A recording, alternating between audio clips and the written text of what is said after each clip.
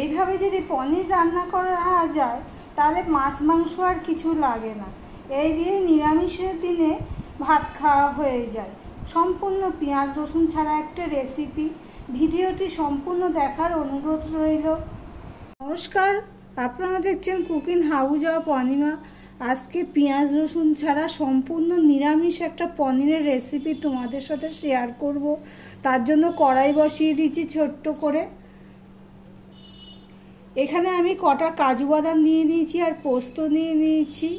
এই কাজু বাদাম আর পোস্তটা আমি একটু কড়াইতে নেড়ে নেব।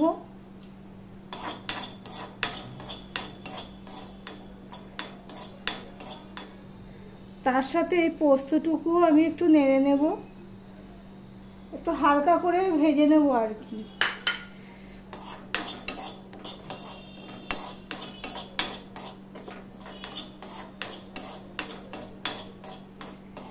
হালকা করে ভাজা হয়ে গেছে। এবার আমি গ্যাসটা অফ করে ঠান্ডা করতে দেব। এবার একটা মিক্সিং জার নিয়ে নিয়েছি, তার মধ্যে এই 5টা কাঁচা লঙ্কা দিয়ে দিলাম আর এই কাজু আর পোস্তটা দিয়ে দিলাম।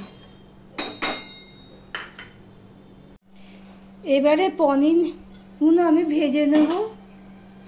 এখানে আমার 250 গ্রাম পনির আছে, এইভাবে পিস পিস করে নিয়েছি। এবার পনিরগুলো আমি হালকা করে ভেজে নেব।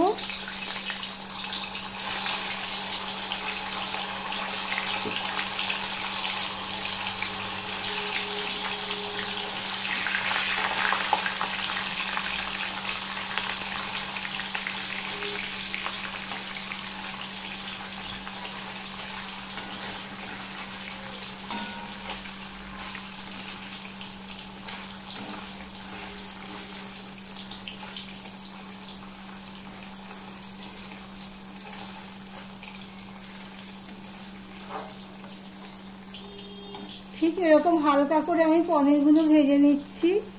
পনিরগুলো সব ভাজা হয়ে গেছে। এই হালকা গরম জলে আমি এগুলো ভিজিয়ে রেখেছি ভেজে। এবার এখানে তেল আর রয়ে গেছে, সেই তেলেই আমি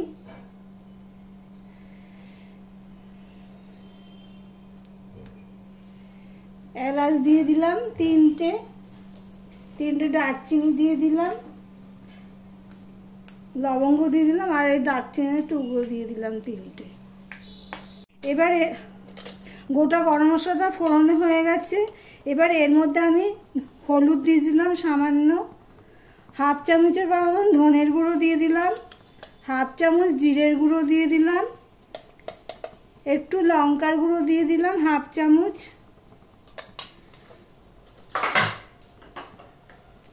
একটু নুন দিয়ে দিলাম, জল দিয়ে দিলাম মশলাটা কষানোর জন্য, আর দিয়ে দিলাম এই 1 চামচের মতন আদা পেস্ট দিয়ে আমি ভালো করে কষিয়ে নেব। দেখো মশলাটা কষানো হয়ে গেছে, তেল ছেড়ে দিয়েছে।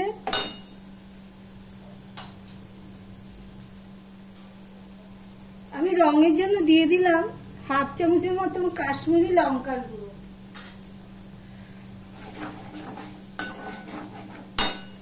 এবারে আমি এখানে 50 গ্রামের মতন দই, সেটা আমি দিয়ে দিচ্ছি।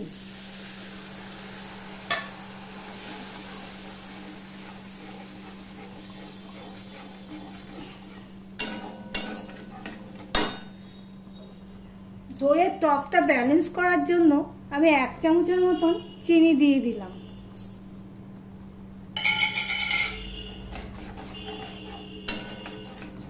দিয়ে দইটা দিয়ে আমি আবারও কষিয়ে নেব।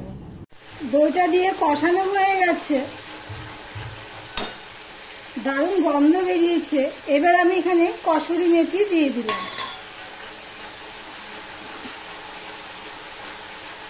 কসুরি মেথিটা দিলে যারা পছন্দ করে তাদের কাছে খুবই ভালো লাগবে। এবার আমি এখানে দিয়ে দিচ্ছি এই পনিরগুলো।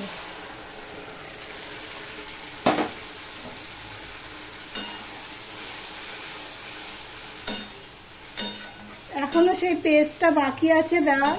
ভিডিওটি সম্পূর্ণ দেখো, আর ভিডিওটি যদি আমার ভালো লেগে থাকে তাহলে প্লিজ একটা লাইক সাবস্ক্রাইব করে দিও।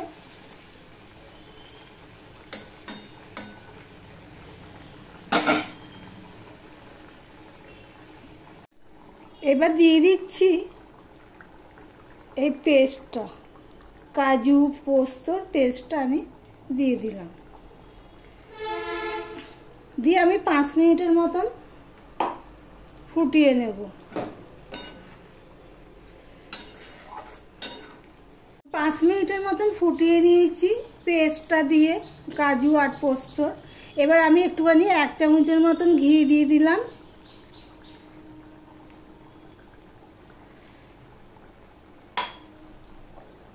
আর দিয়ে দিলাম এই 1/2 চামচের মতন গরম মশলার গুঁড়ো। এটা আমার ঘরেই রেডি করে নিয়েছিলাম গরম মশলাটা। গোটা গরম মশলা কিনে নিয়ে এসে মিক্সিতে পেস্ট করে নিয়েছিলাম। কাজু দেওয়া গেছে তো, যার জন্য নিচটা লেগে যাবে, ওই জন্য একটু নেড়ে দিতে হবে ভালো করে।